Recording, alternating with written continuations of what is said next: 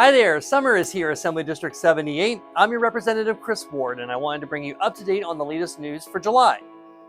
First up, I want to give you an update on a few of the bills for my legislative packages here. AB 1955, also known as the Support Academic Futures and Educators for Today's Youth, or the SAFETY Act, has passed both the Assembly and the Senate and has been signed into law.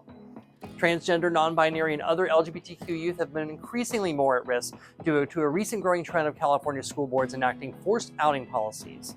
Since 2023, more than a dozen school districts have proposed or passed policies requiring that teachers notify their parents if their child is expressing they might be transgender or asked to be identified by a different name. These efforts have a measurable impact on the mental health of LGBTQ students and can lead to a rise in bullying, harassment, and discrimination, and more. Teachers should not be the gender police, so I introduced AB 1955 to ensure all students have a safe and supportive environment to learn regardless of their identity. Hate littering, or distributing flyers, posters, or symbols with hateful messaging targeting protected communities, has become more prevalent in recent years. These forms of propaganda have rapidly become a preferred tactic of hate groups because it maximizes personal impact while allowing the perpetrators to attempt to remain anonymous in the shadows. These are deliberate, targeted attacks that are intended to harass and intimidate victims, dehumanizing them based on their religion, gender, or sexual orientation, or other characteristic. AB 3024, the Stop Hate Littering Act, will make necessary updates to existing law by building on the Routh Act of 1976, which states that all persons have a right to be free from violence and intimidation, to ensure victims are provided adequate protections, civil recourse, and create new legal tools for law enforcement to hold offenders accountable and deter hate activity. The bill is currently eligible for a vote on the Senate floor and will be taken up sometime after summer recess. With the increased usage of social media platforms, the act of doxing, or publishing someone's private data for the purpose of targeted harassment, has become a popular tactic affecting countless victims. Doxing someone can include highly personal information like phone numbers, home addresses, passwords, medical records, text messages, or other sensitive materials without their permission to exact revenge, embarrass, extort, or exploit victims. Doxing is already a crime in the criminal code, but protections and recourse for victims is absent. So I introduced AB 1979, the Recourse Act, which will allow victims of doxing the ability to be able to pursue civil action and receive restitution for the harms they endured. The bill is currently up for consideration in the Senate Appropriations Committee.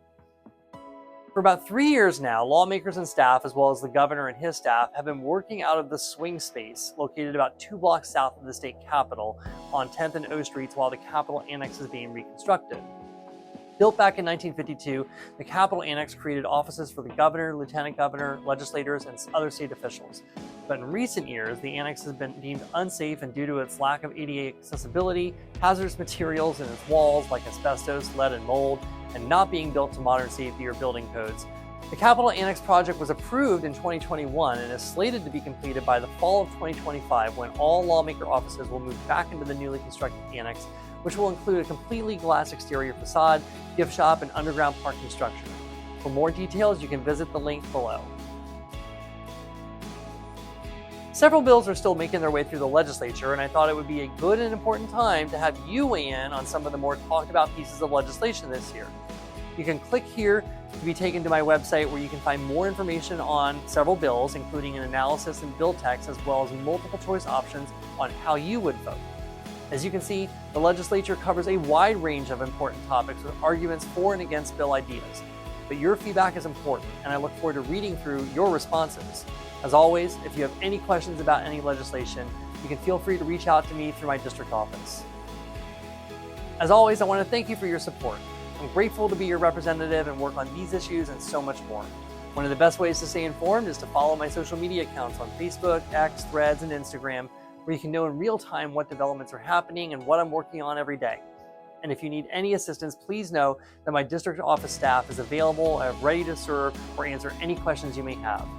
Feel free to reach out to the contact information at the end of the video, and a staff member will connect with you as soon as possible. I wish you, your family, and your neighbors all the best.